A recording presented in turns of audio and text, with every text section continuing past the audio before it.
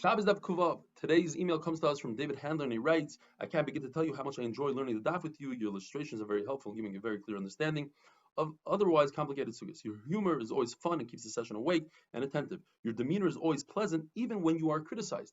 But then he goes on to criticize, and he asks Mechila for it. He says, when I said jokingly that we bought a refrigerator for our Daf Yomi center here in Eretz Yisrael, it costs an additional $500 just for the ice maker.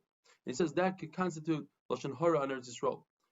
Initially, I brushed it off saying that this is the Medina versus Eretz Yisrael. This is a product made in China that is being charged extra taxes here in Eretz Yisrael. But then I thought about it and said he might have a good point. If somebody might be thinking differently about making Aliyat to Eretz Yisrael because of this kind of thing, then it might constitute Lashon Hara on Eretz Yisrael. I'm telling you this because I love you and know that you would not want to sin. Respectfully, David Handler.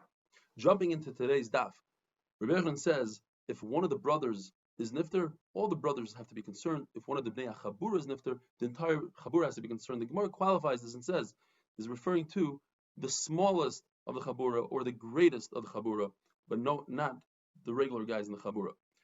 Rabbi Avo says a big chiddush. When the Mishnah says, kol mekalkel peturim, any destructive malacha that you do, for instance, you knock down a house, you are patur because you're mekalkel, you're being destructive, and on Shabbos you have to be positive, you have to make a positive effect. That doesn't refer to two malachas. Choyvel and maver. Causing injury and creating a fire are not included. Rabbi Yochanan heard this and he said, things like that do not say here in the Beis Medrash, take that outside. There's no mission that says like you, and if you heard something similar, that is because there's a positive outcome at the end. For instance, you caused injury to an animal to draw blood and take that blood and feed it to your dog. Or you made a fire because you want the ashes at the end. What about our Mishnah? Our Mishnah seems to say not like Rabbi Avo. Our Mishnah says Kol mekalkel peturim with no exception. Says Gemara, perhaps our Mishnah goes according to Rabbi Yehuda. Rabbi Yehuda holds melacha she'in tzricha legufa chayev. As long as there's a positive outcome at the end, you are chayev.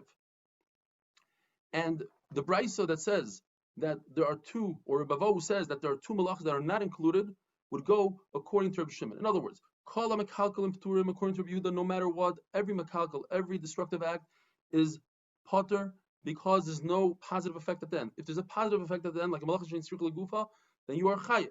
Rabbi Shimon says even when there's a positive effect at the end, it's considered malacha she'in tzricha legufa, and you are potter. Besides those two malachas of choyvel and maver, where the Torah says specifically, there's a drush in the Torah that you are chayev. What is the drush according to Rabbi Shimon? When the Torah says that you're allowed to perform a bris milah on Shabbos, even though it's choyvel, you're causing injury, that is to say that in general, choyvel is aser. Only in this specific case of milah, it's mutter. And when the Torah says that you should not kill a bas kohen who is mizana with hot lead, which is sreifa, which is mavir, the Torah is saying you're not allowed to create a fire on Shabbos. Rabbi Yehuda says the reason why the Torah was matir milah, because it is a positive, where now this young boy became Jewish, it was a positive. Nevertheless, the Torah says, typically in a positive, that's a malacha, that constitutes a malacha. In this case, you're allowed to do a milah. And the same thing by a bas kohen. What is the shear of whitening wool and untangling wool and spinning wool? 2 times a sit, from finger to finger. Rabbi says I have a much simpler way to measure, from finger to finger. It's the same thing. You don't need double this. 1 of these equals 2 of these. Says the Mishnah, according to everybody, if you want to catch a tzipar dror, a swallow or a sparrow, very difficult bird to catch, to trap. Therefore, the only time it constitutes seidah trapping is if you get it into a small closet.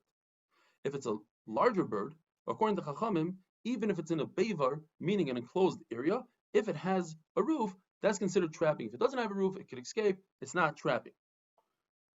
When it comes to a deer, Rabbi Yehuda says the only time it's considered trapping if you get it into a small house, into a house. According to Chachamim, even into a beivar, an enclosed area.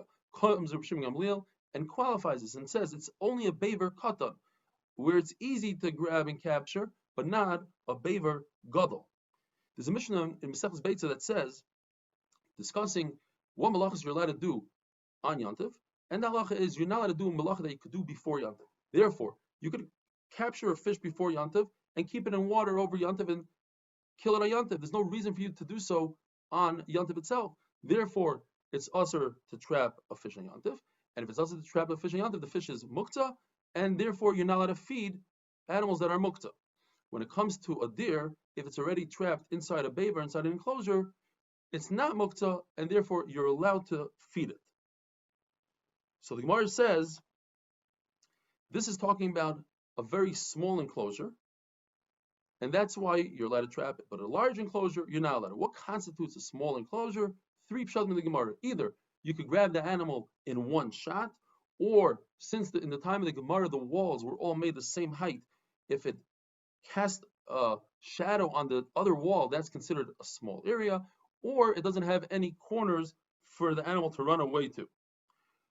A sleeping deer, or a blind deer, or a deer that has fever, it could still run away. All these can run away, and therefore if you trap it, it's considered tzeda, you're chayav. If it's an older deer or a handicapped deer, then you are potter because such a deer doesn't run away. And if it's sick because of fatigue, it's also considered already trapped, and you're not chayiv. Grasshoppers, hornets, and mosquitoes, according to Rameir, trapping them, you're a chayiv. According to Chachamim, it depends. If it's typically something that you trap for a positive benefit, then it's also. If you're trapping it, let's say just to get it away from you, then ein b'min nitzod, and you are potter. Grasshoppers in the morning when there's dew, they can't see, and therefore you're not chayiv for just picking one up and going. If it's very hot and they're slightly lethargic, you are still chayiv. Now, if they come in great swarms of grasshoppers, says Rebbe Elazar ben Mahavai, then you are potter if it's hot and they're in swarms. Says the Mishnah, if a deer goes into a house and a single person closes the door, that person is chayiv for tzeda.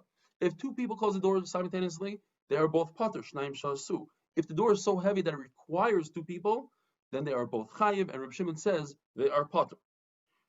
To capture a lion just by grabbing onto it is nothing. Obviously, he'll run away. You have to put it into a special designed box that captures lions. Says the Mishnah, if Reuven sits by the door, but the door is wide enough that the deer could run away, Reuven is not chayiv. Shimon comes along and sits in the other part of the door. Shimon is chayiv. Reuven is not chayiv. What happens if Reuven sits down in the entire door? The deer cannot get away. Comes Shimon and keeps him company. He gives a second layer of protection. Shimon is not chayiv, Reuven is chayiv. What happens if Reuven gets up and walks away? Shimon is still not chayiv. And the Mishnah brings a raya. This is a mashal to a person who tied a deer with a rope, let's say to his door, indoors. The deer is trapped, he's chayiv. Is he allowed to close the front door? Obviously, he can close the front door. What happens if the deer undoes the rope and now he's free to go? Does the person that closed the door have to reopen the door? No, that happened a while ago. And the same thing here. Shimon sat down, it was motive for him to sit down. So he doesn't have to get up once Reuven walks away. Have a wonderful day.